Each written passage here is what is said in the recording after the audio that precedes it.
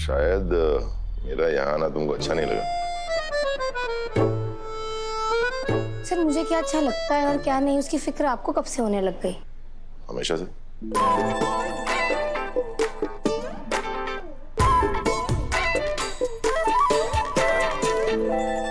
क्या कहना है बोलो। मतलब? मुझसे कुछ बात करना चाहती थी इसलिए तुमने अपने पापा मम्मी को बाहर भेज दिया। जब आप मुझे इतने अच्छे से समझते ही हैं तो मैंने उस दिन जो बोला था वो क्यों नहीं समझे? किस दिन? कुछ नहीं, आप रहने दीजिए।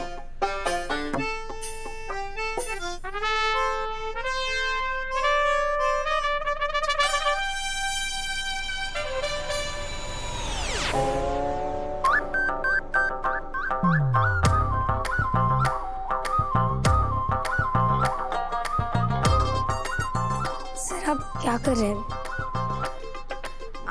हाथ छोड़िए ना मेरा।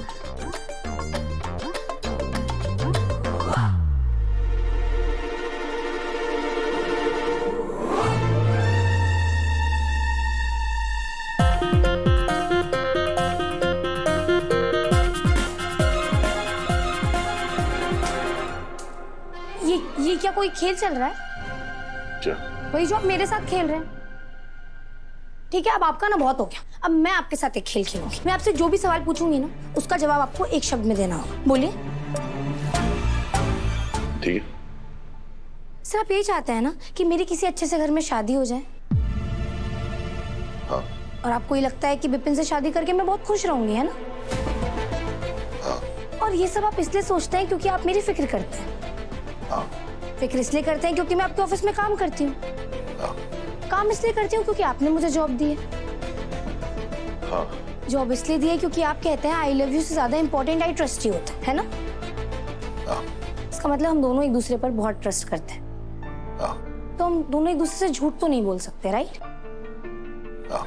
सर आप जानते हैं ना कि मैं विपिन से प्यार नहीं करती फिर भी उससे शादी कर रही हूँ।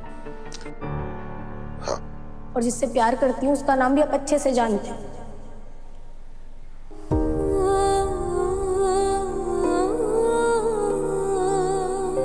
बोलिए ना सर, चुप क्यों हो गए? मेरे सवाल का जवाब दीजिए।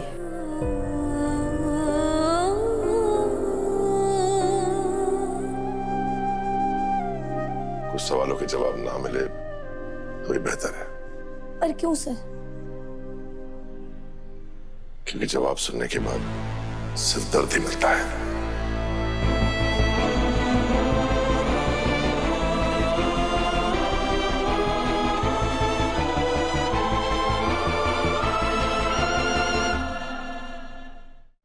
चलिए। पुष्पा जी सुनिए, मैं फिर से कहता हूँ किसी और दुकान पे चलते हैं। आप घबरा क्यों रहे हैं? अब आप इस दुकान के नौकर नहीं है, ग्राहक है। और ग्राहक भगवान समान होता है। तो ऐसे भगवानों वाले टशन में चलिए। चलिए। अरे सुनिए सुनिए। चलिए चलिए आइए।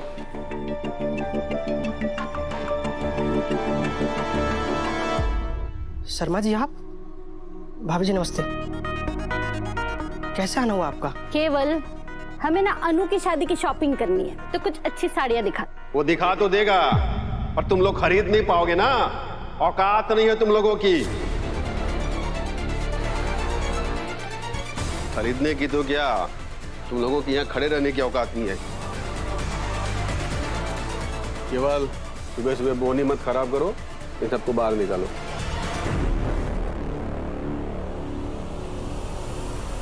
ज्यादा अकड़ दिखाने की जरूरत नहीं है क्योंकि इंसान की औकात जो है उसके जेब में पड़े पैसों से नहीं, उसकी करतूतों से तय होती है। और उस हिसाब से तुम अमीर होने के बाद भी बहुत गरीब हो। और मेरे शर्मा जी उनसे कहीं ज्यादा अमीर है। ऐसा है, मेरी दुकान में ना तो ये फालतू का ज्ञान चलता है ना ही उधारी चलती है। यहाँ चलता है नगद नारायण, जो तुम्हारे पास होंगे नहीं, इसलिए फूटो। नगदी तो हमारे पास आ ही जाएगी, लेकिन तुम्हारे पास न कभी तमीज थी न कभी किलास आएगा। जेब से अमीर पर दिल से गरीब। और मेरे शर्मा जी दिल के तो अमीर हैं ही, जल्दी ही जेब से भी अमीर हो जाएंगे। फिर इस दुकान को खरीद लेंगे वापस से। अच्छा, इस दुकान को खरीद लोगे? कैसे? रघुपति भाई साहब है ना, उनके बेटे विपिन से मेरी अनु की शादी होने वाली है और उन्होंने कहा है कि शादी के बाद वो ये दुकान वापस से हमारे नाम कर देंगे।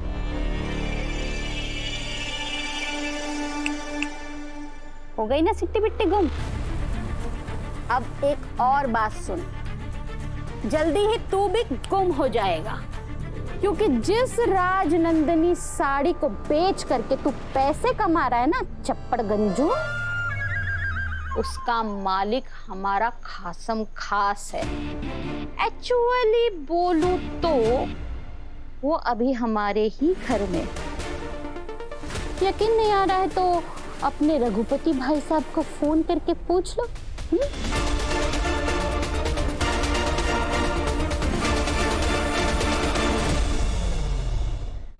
रघुपति, यहाँ मेरी दुकान पे वो गोपाल और उसकी वो बॉडीगार्ड, मतलब उसकी पत्नी यार, वो दोनों आए हुए हैं। वो बोल रही है कि राजनंदिनी साड़ी के फैक्ट्री के मालिक आर्यवर्धन जी से उसके खास रिश्ते हैं। हाँ हाँ, तभी तो अन्नू की शादी में विपिन से करवा रहा हूँ। ये लड़की तो लॉटरी है, लॉटरी। एक बार ये लड़की हमारे घर की बहू बन जाए, उसके बाद उस लड़की के नाम पे बिल फाड़ूंगा और आर्यवर्धन की कंपनी से बड़े बड़े ऑर्डर्स उठाऊंगा।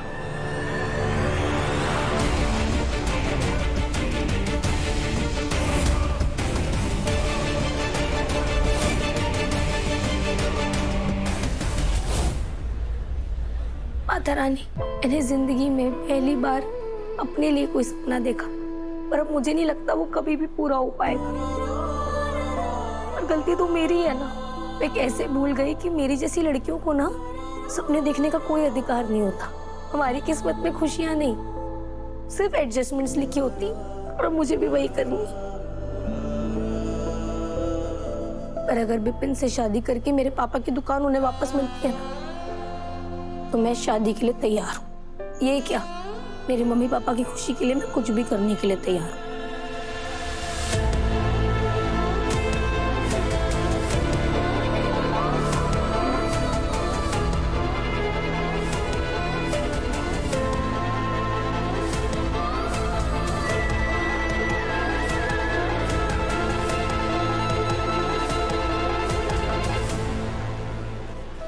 अपनी मम्मी पापा की मुस्कान के लिए मैं अपनी सारी खुशियां, सारे सपने, सब कुछ कुर्बान करने के लिए तैयार हूँ।